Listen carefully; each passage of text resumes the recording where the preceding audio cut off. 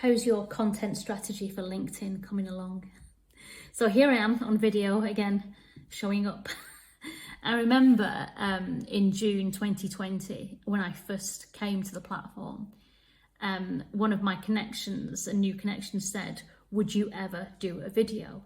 And I straight away jumped in and said, "No, I would never do that. That's so vain. What will people think?"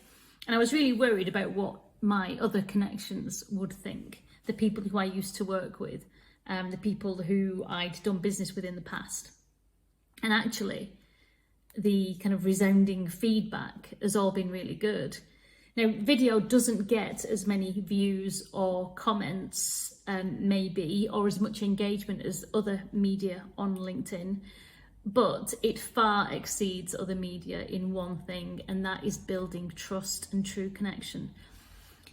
It is through doing video that I've made so many connections, and people feel that they know me and that they trust me. And when you are an interim service provider like me, I am an interim marketing service provider, and I'm trying to attract new clients, that's you, then video is really important to build that trust and to make myself look accessible, that we can just have that conversation and it's dead easy. So video really does help to build trust, but you don't have to do video. Other media are available and will garner more reaction, so we can think about that. Starting out on LinkedIn is really hard, isn't it? What am I going to write about? What do I want to be known for?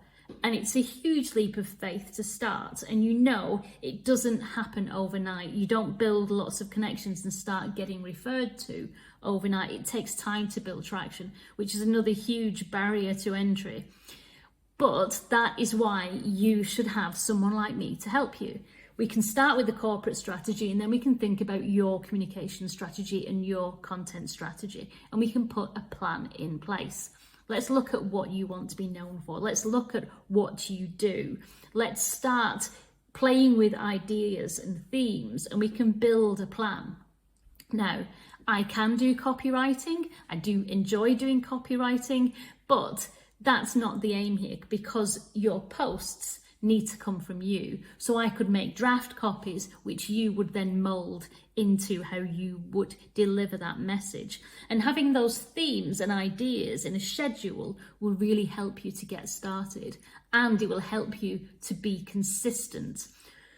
Once you start and you start pumping out content and you start with that consistency and you start then generating more interest and comments, then you'll know what your audience wants to hear from you, and that will feed then further ideas. And as you are active on LinkedIn, commenting on other people's posts, that will also fuel further ideas. So in the future, you'd need less help from someone like me.